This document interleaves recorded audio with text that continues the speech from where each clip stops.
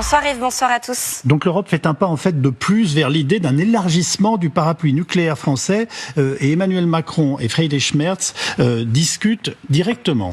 Oui, l'information est venue de Friedrich Merz qui s'est exprimé depuis le sommet de Munich, le grand rendez-vous annuel sur la sécurité des chefs d'État, diplomates et chercheurs du monde entier. Écoutez-le. Ich habe mit dem französischen Präsidenten Emmanuel Macron erste Gespräche über europäische nukleare Abschreckung aufgenommen. En parallèle, les négociations se poursuivent avec une dizaine d'autres pays européens qui se disent prêts à coopérer et bénéficier de notre parapluie nucléaire, la Pologne, la Suède, les Pays-Bas, la Norvège, la Finlande et les 3 pays baltes, Estonie, Lettonie, Lituanie.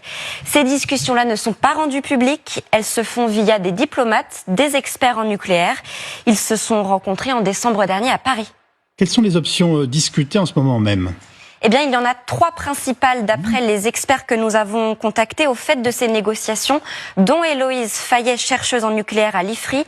La première, la clarification de la doctrine nucléaire française.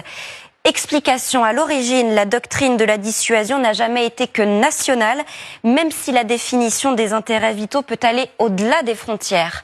Eh bien là, Emmanuel Macron, je cite, pourrait décider d'employer un vocabulaire différent et indiquer très clairement dans son prochain discours que les intérêts vitaux de la France incluent ceux des pays européens. C'est ce que laisse entendre Friedrich Merz, toujours dans son discours à Munich. Écoutez-le. Und wir werden in Europa keine Zonen unterschiedlicher Sicherheit entstehen lassen. Alors que se passerait-il si Varsovie est attaquée? La France ferait-elle usage de son arme atomique? C'est flou, délibérément flou. La deuxième option découle de la première, l'installation de notre force nucléaire sur le sol de nos alliés en Europe. D'abord avec le déploiement de nos Rafales sur les bases d'Allemagne ou encore de Pologne. Éventuellement ensuite, les missiles et les têtes nucléaires françaises seraient stockés près de ces mêmes bases. Et dans ce cas-là, ces hangars seraient surveillés de près par des militaires et des gendarmes français. C'est un impératif pour la sécurité.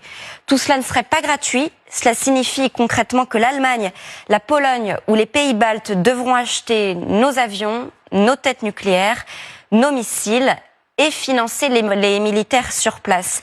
Et c'est ce dernier point en particulier qui fait débat. Pour Héloïse Fayet, que l'on citait tout à l'heure, le déploiement des Rafales en Europe, oui, mais sans les bombes nucléaires, le signal envoyé sera suffisant, car tout cela coûterait cher au pays d'accueil, entre guillemets. Or, nous préférons que l'Allemagne, par exemple, dépense pour sa propre armée, sa propre défense. Quelle est la troisième option que vous avez évoquée ?